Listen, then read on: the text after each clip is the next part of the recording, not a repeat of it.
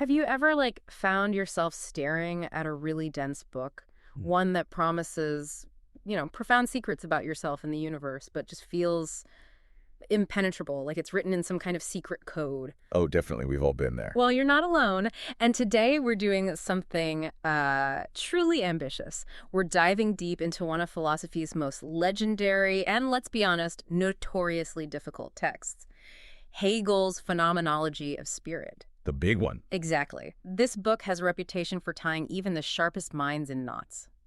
But here's our mission today. We're going to try and cut through that complexity, pull out the most vital insights, and show you why this 19th century German philosopher's ideas are still incredibly relevant, like right now. Think of us as your guides. And that idea of a journey is actually perfect because the phenomenology itself is precisely that, a journey. It's the story of how consciousness develops, how it comes to understand itself and the world around it. Hegel's ambition was huge. He wanted to map this whole process, show that knowledge isn't fixed, something we just get, but a living, breathing, evolving thing. So we're tracing his science of the experience of consciousness, as he first called it. Exactly. And how it offers these, well, some surprising insights into how we perceive reality, how we understand it, maybe even how we shape it. Okay, let's unpack this then, before we really jump into the phenomenology. Who was this Hegel? And what was the big idea? I mean, he wasn't exactly sitting in a comfy academic chair when he wrote this, was he? Not at all. Not then, anyway. When he wrote the Phenomenology around 1807, he was a private dozent in Jena, which basically means an unsalaried lecturer. Wow. Yeah, living on a small inheritance, kind of in the shadow of his friend Schelling, who was more famous at the time. But Jena was this buzzing place, that sort of revolution happening in universities, moving towards free, critical use of reason. A shift away from the old ways. Precisely. So this was Hegel's big chance. He saw himself as part of this philosophical revolution, and he was critical of earlier thinkers, including Schelling. He felt they just jumped straight to absolute knowledge. He called that a shot from a pistol, right? He did, meaning it just appears without the necessary buildup. For Hegel, real understanding, genuine knowing, needed a laborious, long path, a step-by-step evolution of consciousness itself. So the book title even reflects that journey. It started as Science of the Experience of Consciousness, then became Phenomenology of Spirit, kind of hinting at its role as the intro to his whole system. Okay, so thankfully, he doesn't start with some grand abstract theory. He begins somewhere really simple, almost. Banal, as the text says. Sensuous certainty. Exactly. Just our immediate awareness, right here, right now, like I see this cup. Feels totally certain, doesn't it? Rock solid. But here's where it gets tricky. Right. You feel certain about this cup right here, right now. But then, Hegel asks, try to say what makes this specific instance uniquely and universally true. It starts to unravel. The this and now just vanish when you try to pin them down with language. Because language uses universal terms, right? Cup, here, now. Those apply to any cup, any place, any time. So the very act of describing it makes it general, not specific. Exactly. The moment you try to say what absolutely singular, you universalize it. Hegel basically concludes the unsayable is nothing other than the untrue. That immediate certainty. Turns out it's not so certain when you examine it. Okay, wow. So if our most immediate sense of reality is shaky when we try to talk about it, what does consciousness do next? Where does the mind go? It moves on. It evolves to what Hegel calls perception. Here, consciousness figures out that the truth isn't just in the object or just in the eye looking at it. It's somewhere in between. Sort of. It starts thinking about things based on their common sensible properties. Yeah. Like a sugar cube is white, cubical, sweet. You perceive these properties together. Okay, that seems more stable. But then there's a new problem. How do you reconcile the one single thing, the sugar cube, with all its different characteristics? How do whiteness and cubeness and sweetness all belong to this one thing? So perception isn't just passive receiving either. Not at all. It highlights that perception is thoughtful, it's reflective, it's an active process of trying to hold these different aspects together in a unity. Okay, so if perceiving properties still leads to tension, consciousness keeps going, right? It tries to look beyond the surface properties. Exactly. That brings us to force and understanding. The mind starts thinking about underlying forces and laws that govern things, trying to find what's really going on underneath. Like scientific laws. Kind of. Hegel argues against making a hard split between forces, how things interact, and powers, what we imagine makes them interact. He calls it a nominal distinction, a difference in name only. What does he mean by that? Well, think about a magnet. You can't really describe its power to attract metal without talking about the interaction with the metal, right? Yeah. A thing's nature isn't just in it. It's defined by how it relates to other things. Okay, so it's about relationships. Mm-hmm. Even someone like Newton, studying light focused on quantifiable properties, interactions, not some hidden essence. The mind is trying to find universal laws like gravity applying to apples and planets, unifying things. That makes sense. We're always looking for those rules. But what's the limit? Where does this understanding hit a wall? Well, the problem comes when you try to unify too much. If the laws become too broad, too general, they lose their specific character. They become superficial, less useful for the messy real world. Right, like a theory of everything that explains nothing specific. Kind of, and it raises a big question. Do these laws just describe patterns, or do they really explain why things happen? Hegel suggests necessity is just an empty word if it doesn't explain the why. And this leads to... This leads to something really weird. The mind creates a split, a dualism between the world we see, the sensible world, and a hidden, super-sensible beyond, where these laws supposedly live. And this leads to the idea of an inverted world. An inverted world. Okay, now we've got my attention. What on earth is that? It sounds crazy, I know. Imagine a world where opposites are true, where what seems identical repels itself, and what seems different is actually united. So, like a bizarro world. Not exactly a place. It's Hegel's way of showing that the real laws aren't static rules behind reality. They're the dynamic internal contradictions within reality that drive change. It's not just stable things. It's a constant play of opposing forces. Wow. Okay, so consciousness keeps hitting these dead ends, or maybe finding deeper paradoxes? Exactly. It tries to understand the world out there objectively, but it keeps running into contradictions that seem to come from its own way of looking. And this leads to a really fundamental shift. A massive turning point. The dawn of self-consciousness. So turning inward. In a way, consciousness realizes the problem isn't just the world. It's also how it is involved in knowing. Consciousness becomes consciousness of consciousness. It becomes aware of itself as part of the equation. And Hegel says this wasn't something new appearing, but... What we were really doing all along, just a blind spot. Mm. Suddenly, the object for consciousness isn't just a static thing, but life, something dynamic, a unity of differences like itself. The object of desire becomes another living thing, another potential I. That's a huge leap. So it's not just me thinking about myself in a vacuum. Absolutely not. And this is key. Hegel argues powerfully against some other philosophies that we can't even be self-conscious, aware of our own thoughts, unless we're also conscious of external things existing independently. So thinking implies a real world out there. That's his transcendental proof of realism, basically. Yeah. And it goes further.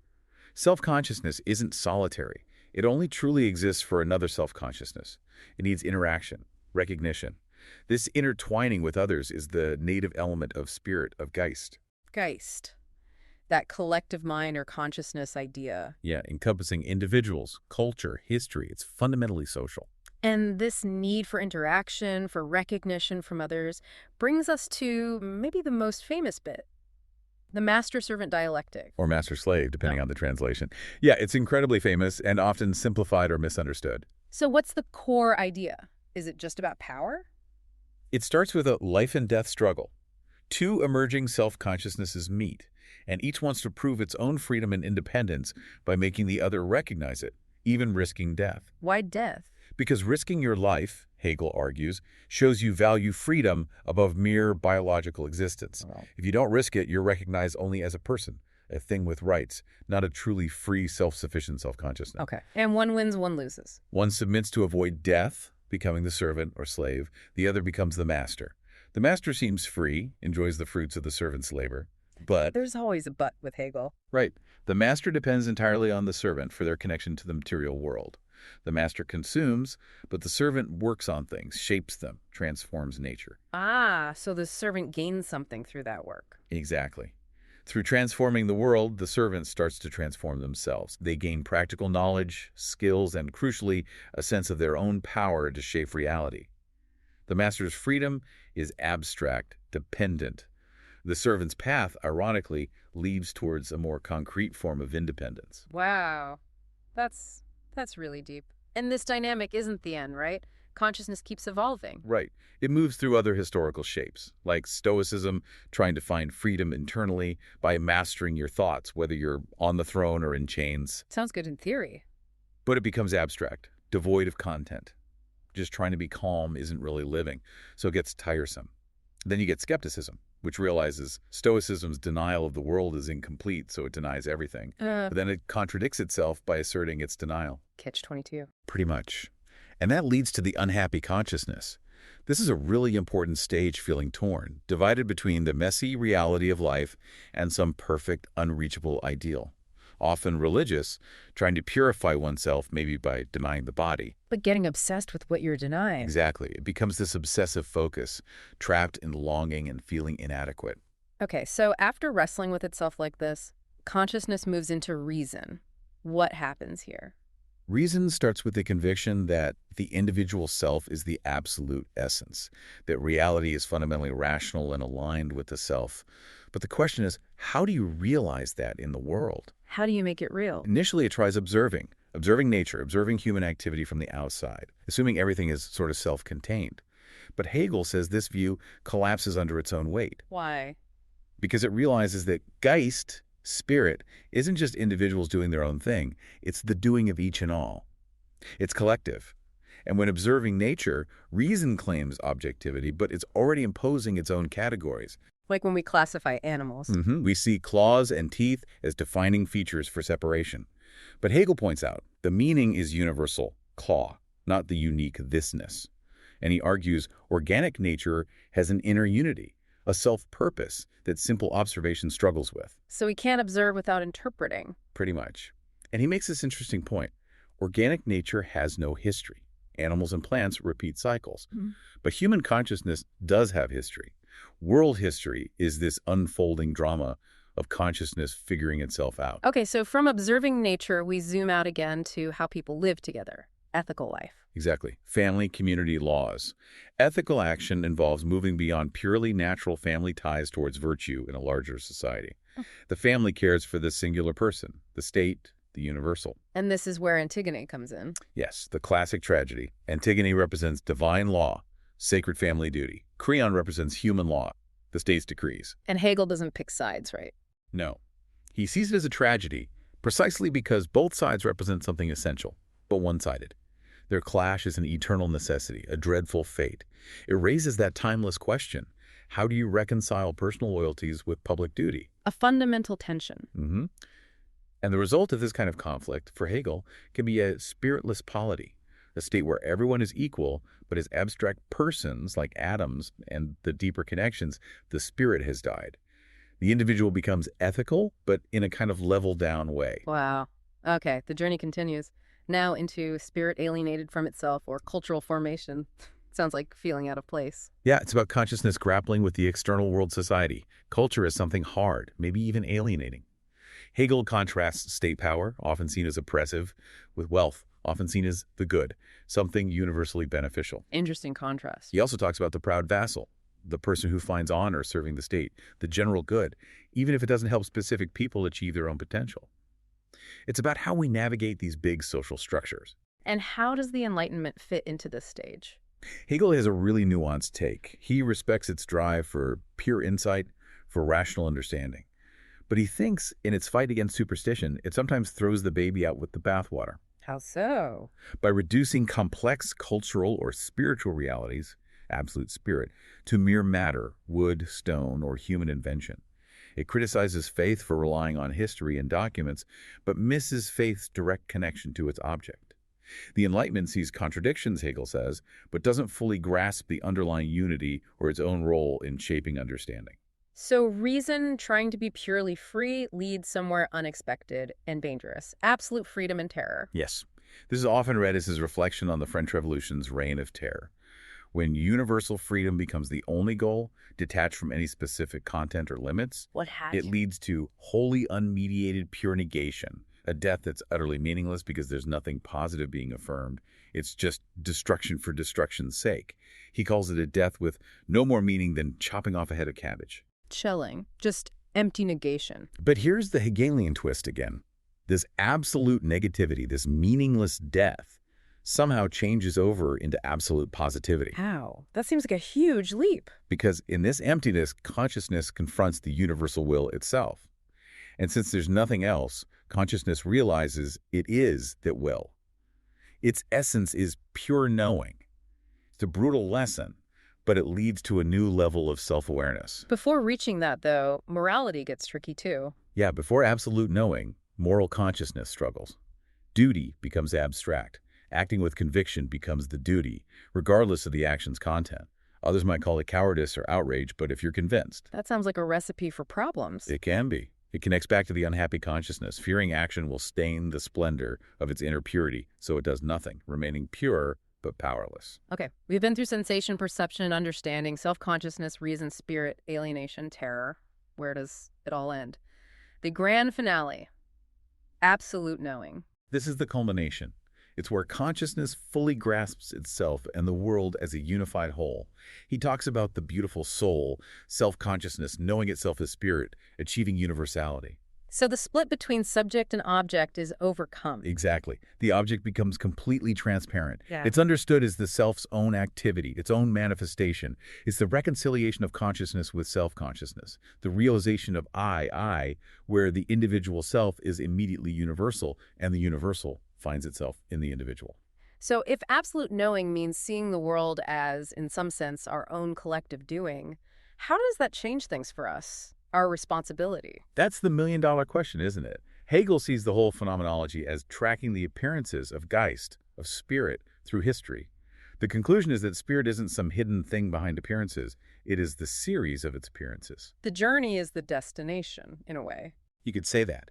And this understanding, this absolute knowing, is what makes true science philosophy for Hegel possible. Science grasps the pure concepts not as static ideas, but as the dynamic, self-moving process that consciousness has just lived through. It unifies truth and the knowing self. Wow. What an incredible, almost dizzying journey Hegel maps out. It really is. From the simplest sensation through all these struggles and contradictions, showing how our knowledge and even our sense of self is this dynamic, evolving process. And it constantly pushes back against seeing the world as just out there, separate from us. It's all interconnected with our own development, our understanding, our interactions. So this deep dive really reminds us that our own understanding isn't fixed either, right? It's built up layer by layer. Definitely. And despite its difficulty, Hegel's work is really an invitation to think critically, to see that knowledge isn't just passively received. As he implies, it's most valuable when you really grapple with it, understand it, apply it. The real value isn't in a summary. But in the work of thinking it through yourself. Exactly. In the rigorous exertion of the concept, as he'd put it, engaging with the ideas yourself. So here's something to think about. The next time you hit a really complex idea, something that feels resistant, impenetrable, is that resistance just a wall? Or is it maybe an invitation? An invitation to start your own labor of the negative, to wrestle with it, and maybe discover something new, discover its self-moving soul within your own understanding. Keep exploring, keep questioning, keep diving deep.